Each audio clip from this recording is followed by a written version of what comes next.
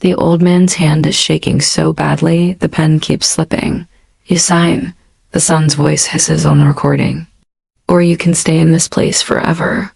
Your choice. A weak, breathless whisper struggles through the speaker, barely a thread of sound. Please don't. Cameron, the courtroom is frozen. Not a cough.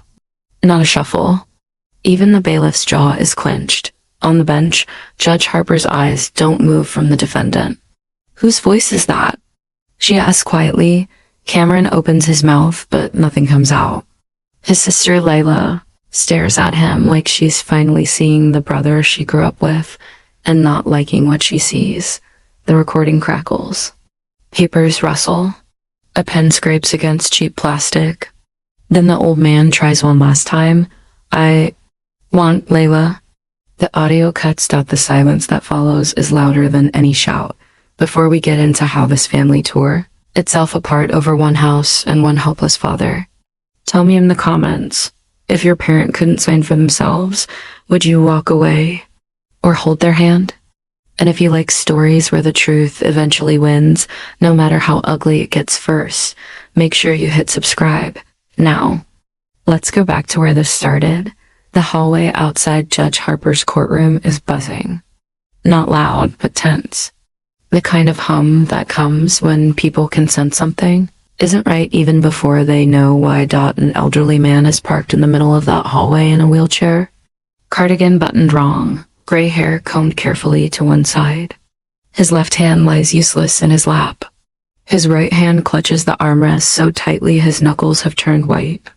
An oxygen tube loops around his ears, a cheap hospital blanket draped over his legs like a failed attempt at dignity. Beside him stands a woman in her late 30s. No makeup, dark circles, plain clothes that look like they've been washed too many times but never ironed. She is holding a folder pressed against her chest as if it's the only armor she has. This is Lila, his daughter, across from them. Leaning against the wall with his hands in his pockets like he owns the building is Cameron. Designer watch.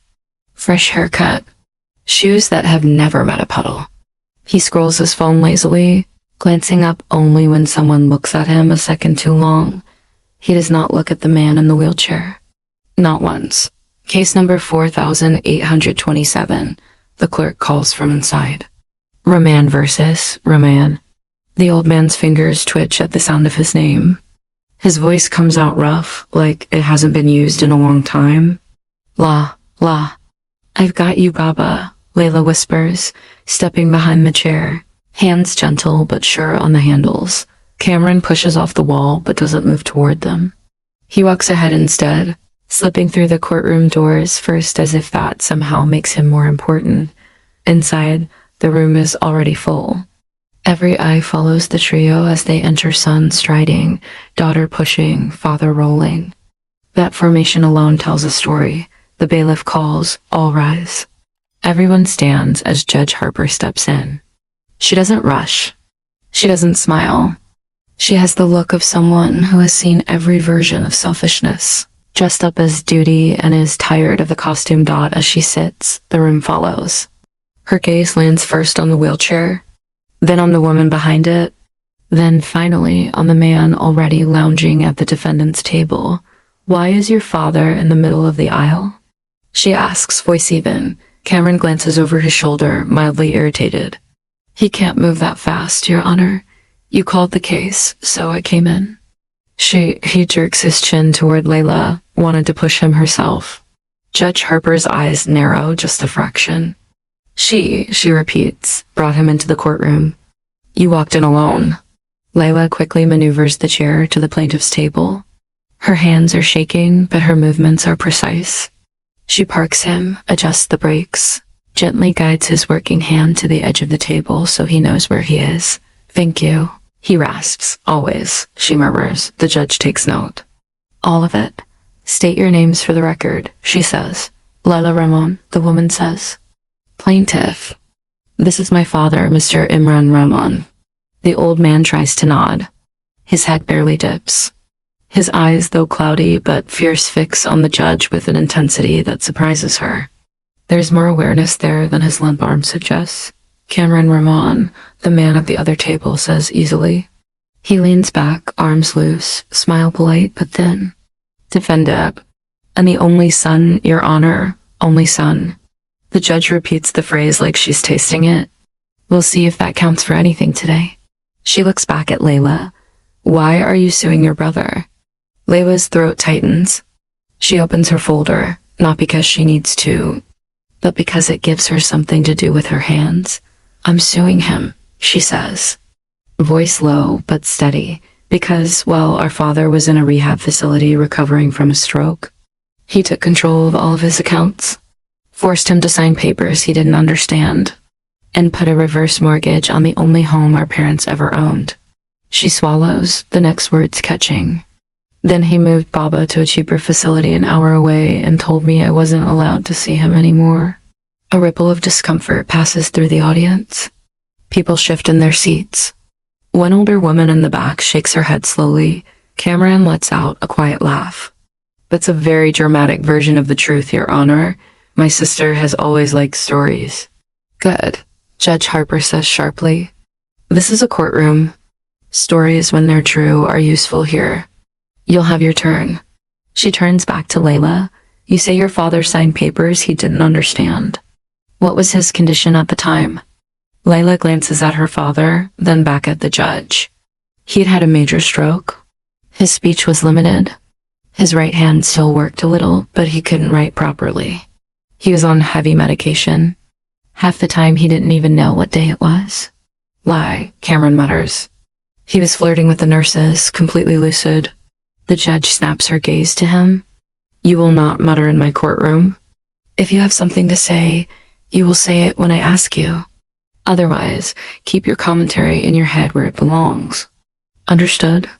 Cameron's jaw ticks. Yes, Your Honor. She returns to the old man. Mr. Ramon, she says gently, can you understand me? He blinks, slowly, then nods. Can you speak at all? She asks. His lips move.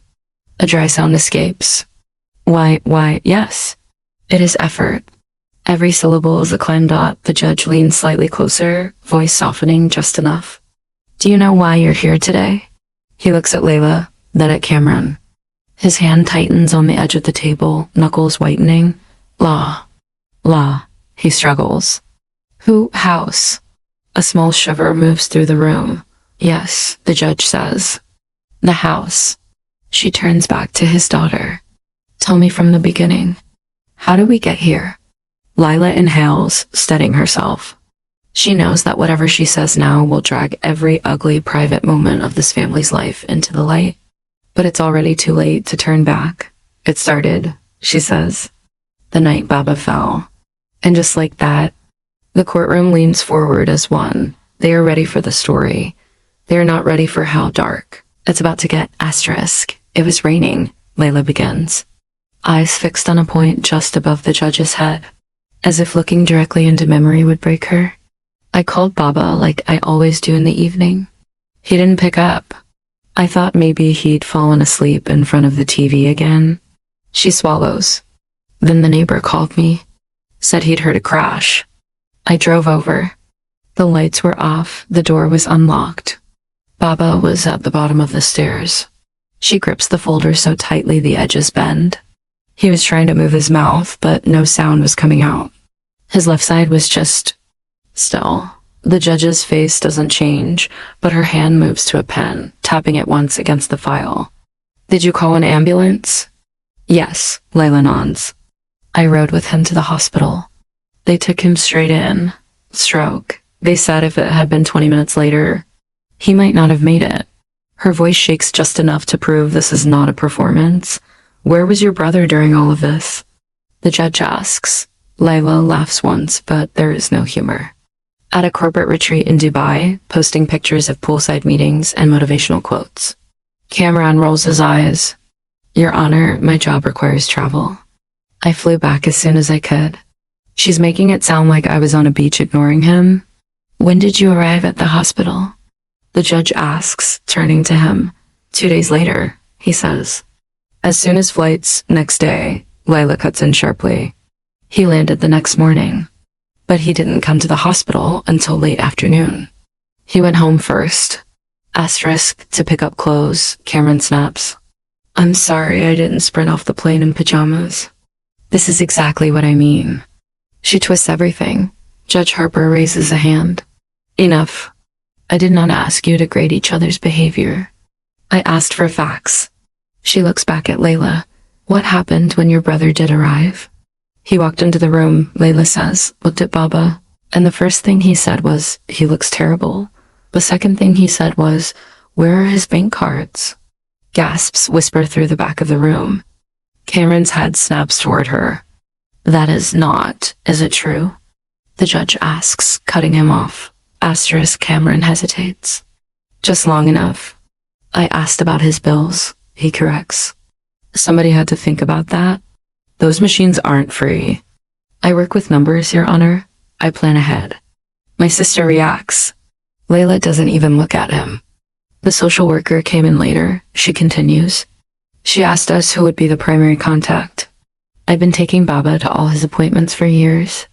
I live 15 minutes away. I said I would. And did your brother object? The judge asks. Cameron gives a short, sharp laugh. She forgets half the stuff doctors say.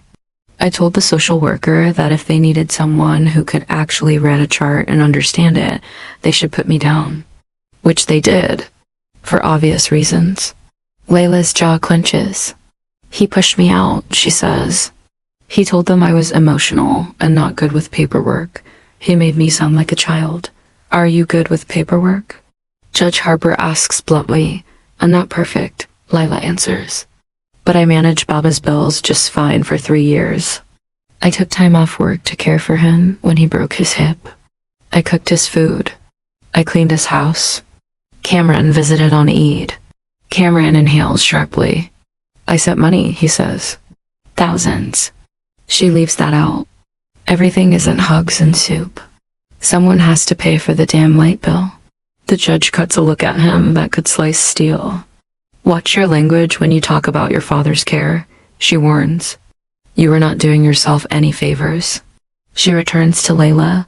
After the stroke, what happened with your father's living situation? They moved him to a rehabilitation center, Layla says. Mapleview. The doctor said with therapy he might walk with a cane. They expected him to come home eventually. Did you and your brother agree on that plan? The judge asks. I thought we did, Layla replies. Until the day I showed up and his bed was empty. The room stiffens. Even Cameron stops fidgeting. Empty? The judge repeats. Had he been discharged early? They said his son had signed him out, Layla says. They said new arrangements had been made. I called Cameron. He didn't pick up. Where was your father? The judge asks. An hour away, Layla says. In a cheaper long-term care facility. One with no physical therapy, no private rooms, and no way for me to get there every day on public transport. Cameron signed the papers without telling me. Without telling Baba what it really meant. That's a lie, Cameron says flatly. He knew. The doctor said he was a fall risk and couldn't be alone. We made the best decision. She just didn't like that it wasn't hers. Judge Harper holds up a page from the file. The discharge summary from Mapleview, she says. It recommends continued physical therapy and states. Patient expresses clear desire to return to home with supportive daughter. She drops the paper back into the folder. The sound is small but devastating. Mr. Ramon, she says, turning to the old man, did you want to go home? His eyes well up. His right hand lifts a few inches off the table. Home, he croaks. La house. That's enough, Cameron says quickly. He doesn't understand what you're asking. The stroke, he answered just fine. The judge cuts in.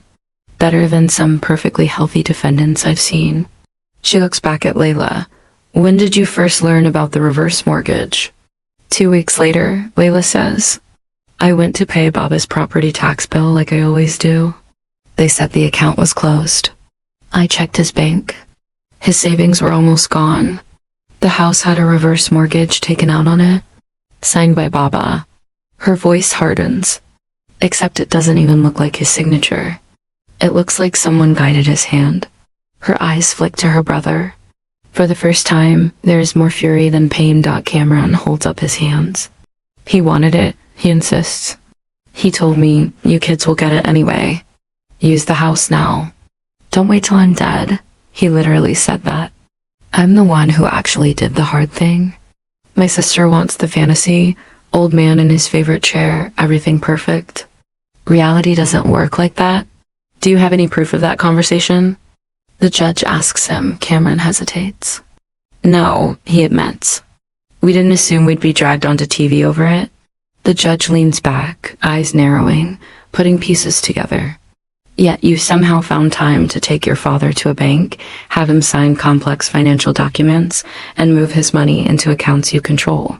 She picks up another set of papers.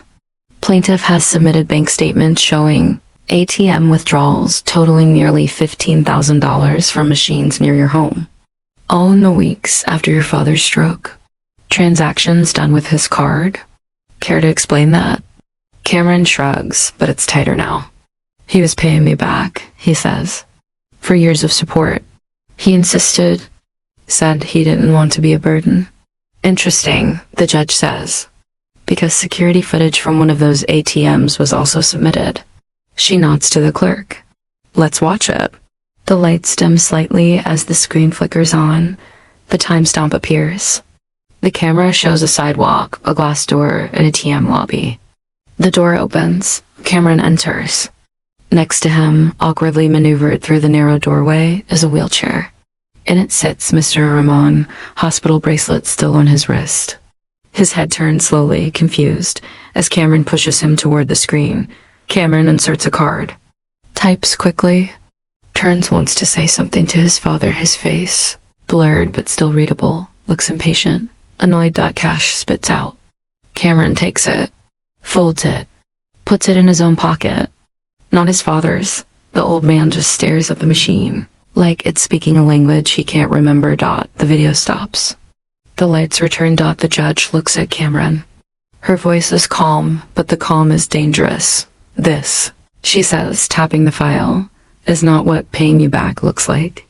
This is what dependency looks like. This is what control looks like.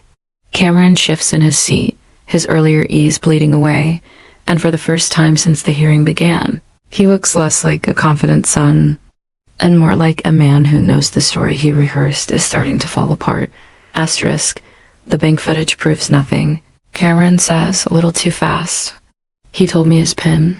He asked me to do it. He can't use his hand properly. What, was I supposed to let him struggle in front of strangers? You didn't let him do anything, the judge replies. You parked him by the wall and pocketed the money yourself. She flips through another section of the file. Ms. Ramon, you also submitted printed call logs from your phone. What are these? Those are the calls I made to Baba's room after Cameron moved him, Layla says. They blocked my number at the facility. I had to use different phones to get through. When I did, Baba would whisper that he wanted to come home. That Cameron said he couldn't. Cameron snorts. They limit calls for patients' rest. She harassed the nurses. It's in the notes. Funny you bring up notes, the judge says. Because we have some. She gestures to the back of the courtroom. The court will now hear from Miss Sofia Hernandez. A woman in navy scrubs stands hesitantly. Early 40s, tired eyes. A badge that reads, S. Hernandez, senior nurse. She walks to the stand like someone who's used to carrying other people's weight and not used to being the center of attention after she's sworn in. The judge nods. Ms. Hernandez, where do you work? At Greenview Care Center, she says. I was Mr. Rahman's nurse on the evening shift for about 4 months. What kind of patient was he?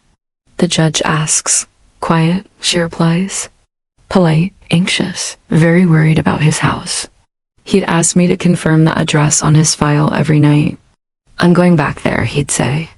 My daughter, she will help. Layla presses her lips together, eyes shining. Did he mention his son? The judge asks. Yes, Sophia says. He said his son was busy with big work, but would take care of the papers. He seemed less sure when he talked about him. Did you ever witness interactions between Mr. Roman and his son? Sophia nods slowly. Two stand out. Tell me about the first, the judge says. Asterisk. It was early on, she says. Mr. Rimman had just arrived. He was confused. He thought this was temporary rehab. He kept asking when therapy started. His son came in. She glances briefly at Cameron, and they went out into the hallway near the vending machines to talk. They didn't realize I was there restocking supplies. What did you hear? Mr. Rahman was asking when he could go home, she says. He said he wanted to sleep in his own bed. The son told him, "You are not going back there, Papa. It's done." The house is handled. Handled, the judge repeats. Yes, Sophia nods. Mr. Rahman got upset. His words were jumbled, but he kept saying, "My house. My house." The son told him to lower his voice, said, "Do you want them to think you're crazy?" Cameron rolls his eyes dramatically. I was trying to calm him down. He was agitated. This is all out of context. We'll get to your context, the judge says. Ms. Hernandez, you said there was a second incident? Asterisk, Sophia hesitates, then nods. Yes, about a month later. I was bringing the evening meds. Mr. Rahman's door was open a crack. His son was inside with some papers on a clipboard. Layla leans forward, heart in her throat. What did you see? The judge asks. Mr. Rahman's hand was shaking, Sophia says. The son was holding it over the line on the paper. He was saying, just sign. Don't make this harder. It's for your care. You don't want to be a burden, right? Sophia's own hand curls slightly on the stand. Mr. Rahman was crying. He kept saying, la, la. Talk to Layla, and the son said, forget her. She only wants your house. I'm the one who's here. The words hit the table like stones. Layla shakes her head, shocked and disgusted at the same time. He told Baba I wanted the house. He's the one who took Miss Rahman, the judge warns gently. You'll have your turn to respond. Right now, we're hearing the witness. She turns back to Sophia. Did you report this? Asterisk, Sophia nods. I noted it in this chart as family pressure regarding legal documents. I also spoke to our social worker. She said without proof of incapacity, there wasn't much we could do unless Mr. Raymond complained himself. But his son was his legal contact. Cameron spreads his hands. Exactly, Your Honor. I'm the one on the paperwork. She's not. Nurses make notes about everything. It doesn't mean a crime was committed. Not by itself, no, the judge concedes. But we are not talking about one note, Mr. Rahman. We're talking about a pattern. She pulls another paper from the file. Mr. Rahman, did you ever speak to a social worker about wanting a lawyer? The old man blinks, confused, then suddenly nods, the motion jerky but emphatic. Law. Sophia's eyes widen. He did, she says. I forgot about that. One afternoon, he asked if someone could help with papers. Our social worker gave him a number for legal aid and helped him dial. He was so nervous he asked if there was a way to remember what was said in case he forgot. The judge lifts a small device from the evidence envelope, and she suggested he record any important conversations, she says. This is that recorder, correct? Sophia nods. Yes, Your Honor, I saw it. We weren't supposed to, but he was so scared. Cameron's eyes flash. He didn't have permission to record me, he says. That's illegal. In this state, the judge says calmly, only one party to a conversation needs to know it's being recorded. Your father knew. That's enough. She holds the device up between two fingers. This contains the conversation Miss Hernandez just described. The one where you had your father sign for his care. We're going to listen to it. Cameron shifts for the first time, truly rattled. It's one moment, he insists. He was confused. He came around later. You can't judge our entire relationship off one bad day. I'm not judging your relationship, the judge replies. I'm judging your actions. And actions have sound. She nods to the clerk. Play it. The clerk connects the recorder to the court system. A soft crackle fills the speakers, then the faint beeping of a monitor. There is a rustle of paper. Footsteps. The whisper of a door closing, then Cameron's voice. crisp, in control. Closer to the man sitting at the table now than he'd like. Sign here, Baba. A weak murmur. What is? It's for the bank, Cameron's recorded voice says, impatient. So I can handle everything. You said you trust me. Unless you want strangers deciding what to do with your money when you die. Another murmur, softer. Lila. Cameron laughs on the tape. It is not kind. She wasted on her little school kids and her cheap apartment. I'm the one who can grow it. I'm the son. This is how families do it. The microphone picks up a choked sound. Please, the old man whispers on the recording. Don't leave me. Here, if you sign, it can get you into a better place, Cameron says. Closer to the city, with a garden. You like gardens, right? But if you don't sign, they'll just dump you wherever's cheapest. Is that what you want? There is a long, painful pause. You can almost hear the fear filling the space between beeps. Then a scraping sound, pen against plastic. A hand being guided. You're hurting my hand. Stop shaking, Cameron says, annoyed. You're making it messy. There, it's done. Another rustle. Papers being pulled away. I want Lila, the old man says, voice raw. Well, she's not here, Cameron replies. I am, remember that. The recording clicks. Silence snaps back into place. In the real courtroom, Cameron looks smaller now. His shoulders have sunk. His fingers drum an uneven rhythm on the table he can't seem to stop. Layla is staring down at her hands, tears falling silently onto the cheap wood. Judge Harper leans forward slowly, her fingers interlaced. Mr. Roman, she says to Cameron, you told this court your father understood and wanted you to handle his affairs. Is that what understanding sounds like to you? Cameron opens his mouth, but before he can speak, his father makes a sound no one expects. A low, angry groan. Every head turns. His right hand slams, weak but determined, against the table. His lips pull tight, words caught in the thick fog of his stroke. Ka, he grinds out. Ka bad. Boy, a shocked gasp ripples through the room. For the first time, Cameron looks directly at his father. And for the first time, he has nothing at all to say. Mr. Rahman, the judge says quietly. Do you need a break? The old man shakes his head, trembling with the effort. No, it comes out like a hiss, but the intention is clear. He has been silenced for months. He will not give up his voice now that it has finally broken through. Layla pulls a tissue from her bag, gently dabbing the corner of his mouth where saliva has gathered from the strain.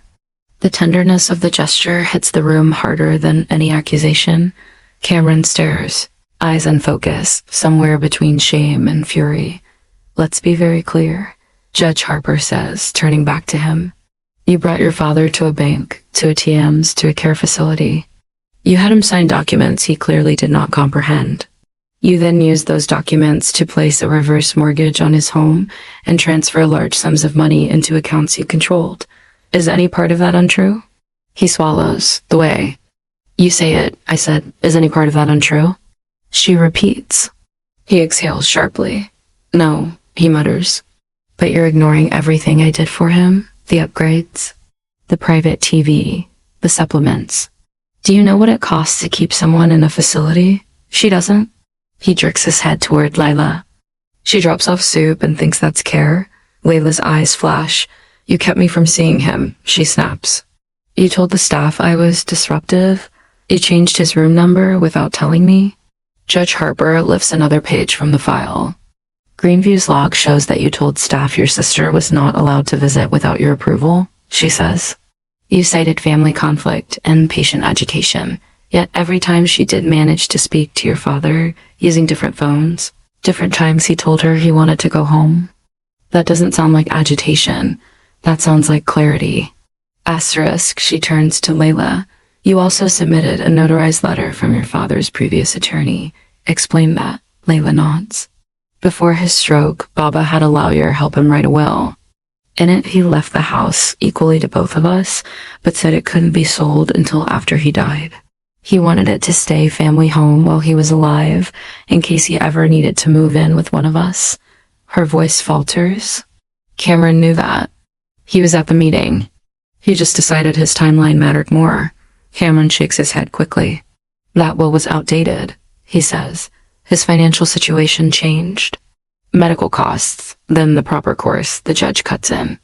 Would have been to go back to that attorney, have your father reevaluated, ensure he had capacity, and draft changes in a transparent way. Instead, you sidestepped all of that, waited until he was barely able to speak, and pushed through documents that benefited you at his weakest point. Cameron's mouth tightens. I am not some villain, he says through his teeth. I was drowning. Work pressure, my own mortgage, kids' school fees, nobody cares about that. Everyone just wants to paint me as greedy. Maybe I am guilty of wanting my own life. Is that a crime now? No, the judge says firmly. Wanting your own life is not a crime. But building that life on the broken back of the man who gave you yours, that is a problem in my courtroom. The words land hard. Cameron looks away, blinking fast. For a moment, the confident mask slips and something raw shows underneath. Scared, angry boy who never learned how to ask for help without hurting someone. Ms. Rahman, the judge says, turning to Layla, what do you want from this case? Specifically, Layla inhales shakily. I want the reverse mortgage canceled, if it can be. I want any money taken from Baba's accounts returned. I want to be listed again as someone who can see him and talk to his doctors. And I want, her voice cracks, I want it on record that he didn't choose this, that he didn't just give up his home, that someone took it from him when he couldn't fight back. And you're not asking for the house to be given solely to you. The judge presses. Layla shakes her head quickly. No, it was never about that. I just didn't want Baba to be afraid in a place he didn't understand while my brother remodeled his kitchen with money from the only ever knew. Cameron bristles. I used my bonus for that, he protests. Asterisk, the judge lifts a bank statement. Interesting, because the deposit date for that bonus doesn't match the withdrawal dates for several conveniently similar amounts spent at a high-end appliance store. Cameron's eyes flare. You went through all that? No, the judge says. Your sister did. She did the work you say she's not capable of. She followed the money, and she brought it here. The courtroom is utterly still now, hooked not just on the drama, but on the cold mechanics of deceit being unspooled thread by thread. And then, the judge says, flipping to the last section of the file, there's this. She lifts a single sheet. A notice from Adult Protective Services. It says they opened a file on your father after an anonymous report. Ms. Hernandez. Was that you? Sophia shifts on the bench, guilty and resolute all at once. Yes, Your Honor. What did you tell them? That I suspected financial abuse, Sophia says. That his son was controlling his access to visitors and money. That his affect changed after certain visits, more withdrawn, more hopeless. A PS said they sent a worker, but by the time they got there, Mr. Rahman had been moved to a different facility. Who authorized that move? The judge asks. Asterisk, Cameron raises his hand slightly. I did, he admits. The first place was too expensive.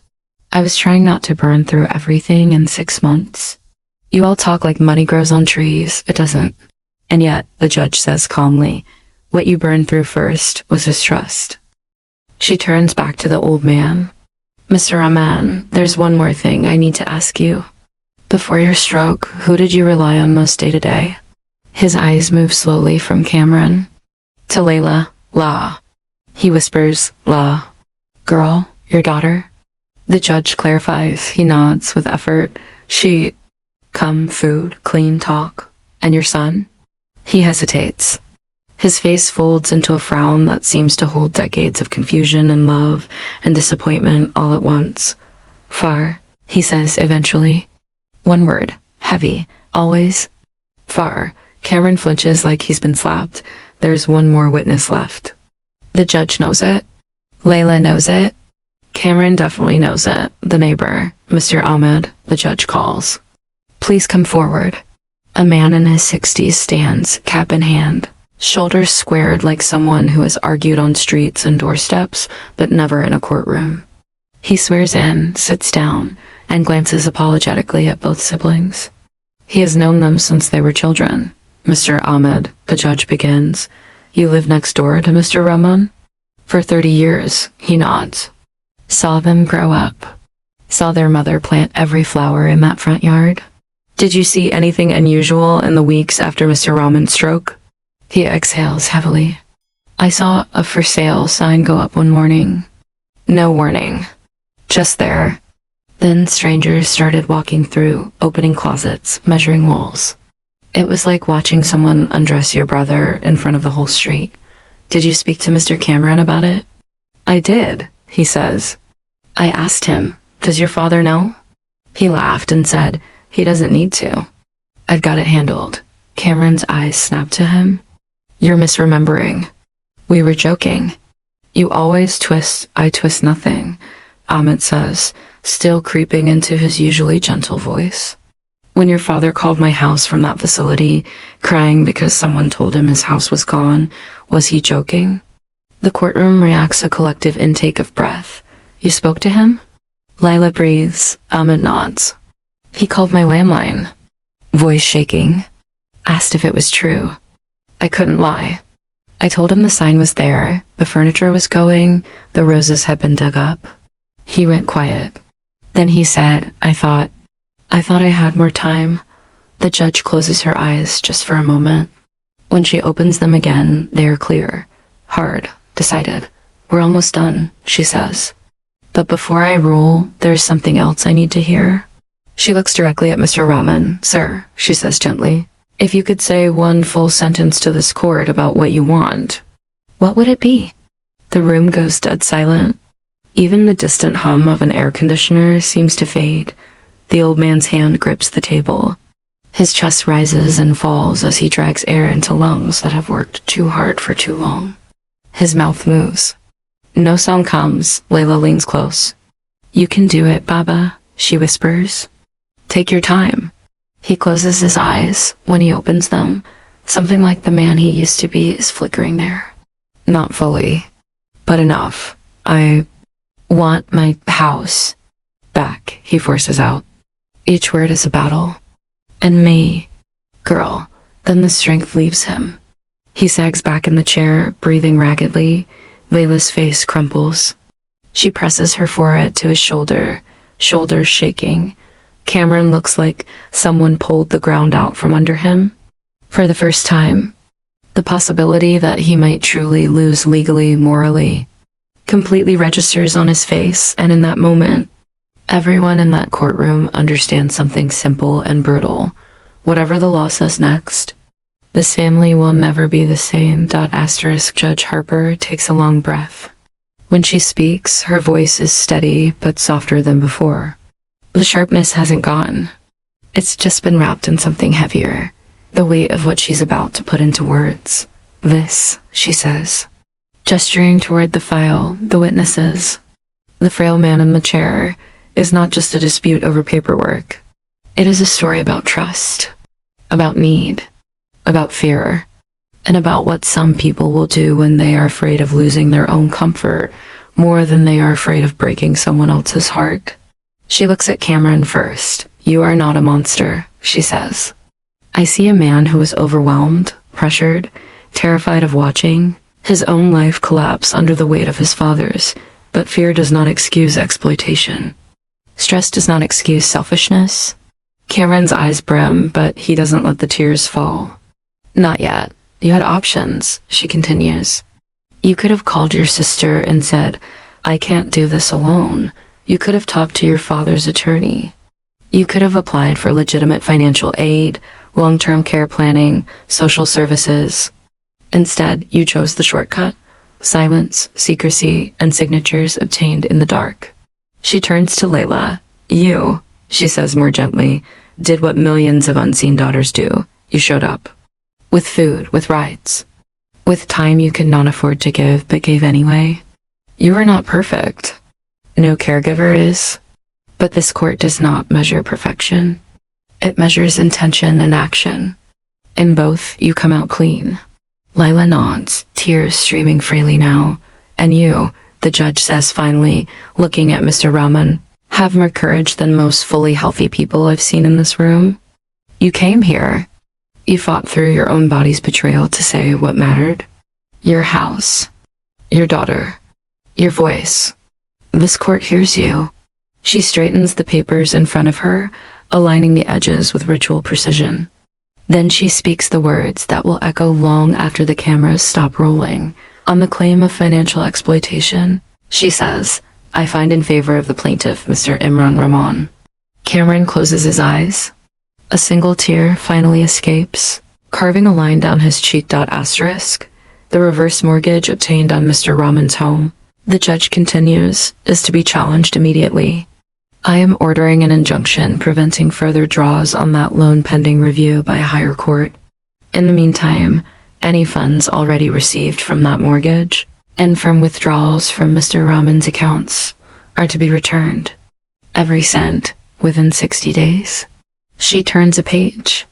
You will sell assets if you have to. Cars, vacations, renovations, the lifestyle you built partially on this money will shrink.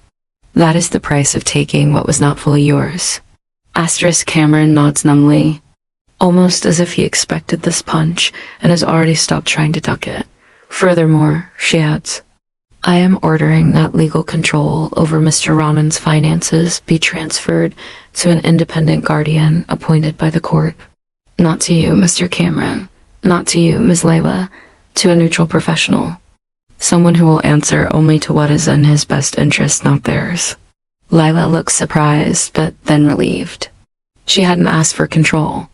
She only wanted her father safe. This does that. In terms of visitation and medical decisions, the judge goes on. Your father has made his wishes clear. He wants his daughter. His girl.